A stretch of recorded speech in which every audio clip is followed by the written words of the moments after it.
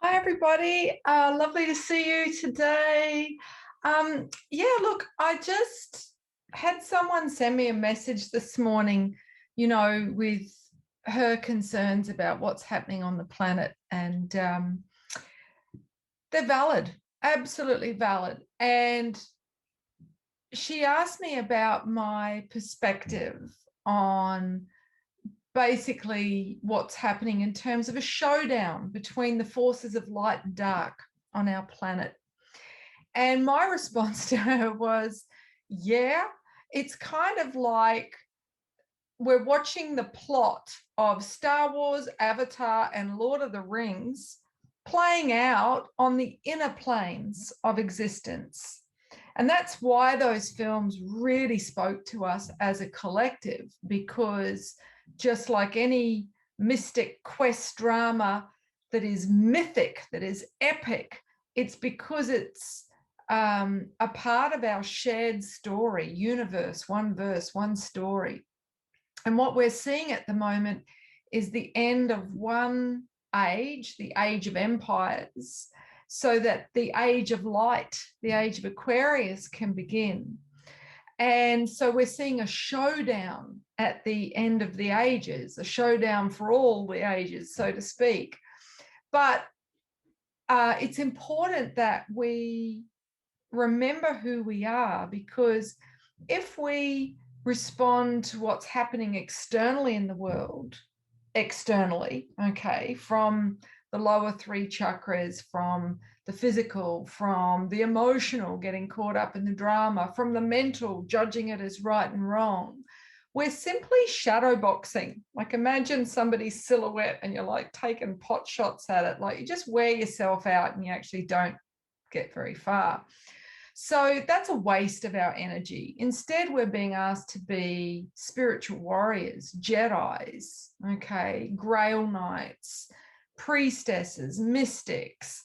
This is the challenge for us, to get out of our own way and to do what is the true hero's journey, and that is take up the fight within. So do the inner work of owning our shadow. So what is our shadow? It is the parts of ourselves that are not integrated, that we don't realize about ourselves, that we've rejected, perhaps we feel are unacceptable, so we've repressed them. They're the wounded parts of ourselves, the parts that we actually feel ashamed of, okay?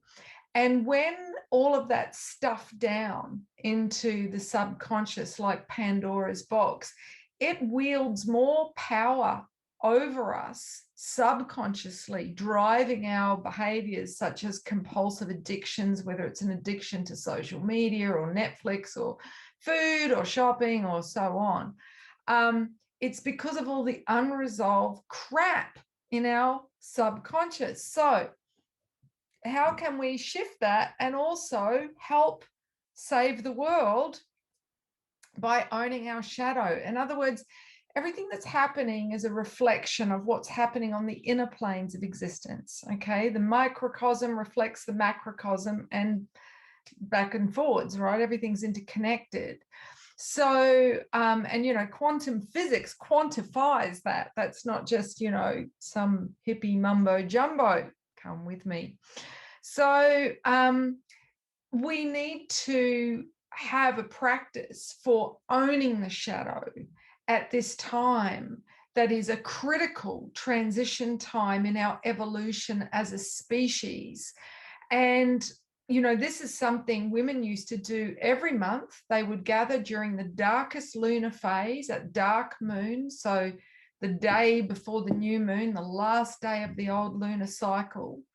And this is when women, because we're ruled by the moon in terms of our endocrine system, which is also then impacting our emotions, our mindset, our energy levels, our libido, our creativity. It's all interconnected.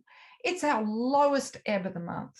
It's when we're more likely to pick a fight with partner, self-harm, comfort eat, yell at your kids, have a meltdown at work, you name it. Sounds good, huh? So if you want to support yourself to not have the shadow running you ragged at the darkest day every month through just not even being aware of it, being completely disconnected to your cycle and understanding the connection between the lunar cycle and your own cycle, then there was an ancient practice called 13 moons. And this is women would gather and look at their shadow, which comes up at the dark phase of the moon, in order to understand it, in order to embrace it, in order to heal it. Okay. That is the path of maturity, of accountability. It is the path that is the getting of wisdom, because just like children are afraid of the dark and run away from the dark, if we don't have a practice of consciously understanding and embracing and integrating the darker aspects within ourselves, we righteously point out the dark in others and we create conflict. So people that don't have, you know, a shadow practice on a regular cyclic basis often have more conflict in their relationships and really suffer from a case of being very self-conscious, because they're always trying to appear together and perfect, and you know, they're not accepting of their own human limitations and foibles, and so they're not centered. Okay, if we're not seeing equally our strengths and our weaknesses, our light and our dark, we polarize. Okay, we try to be oh so good and only see the dark in others, which is fascism.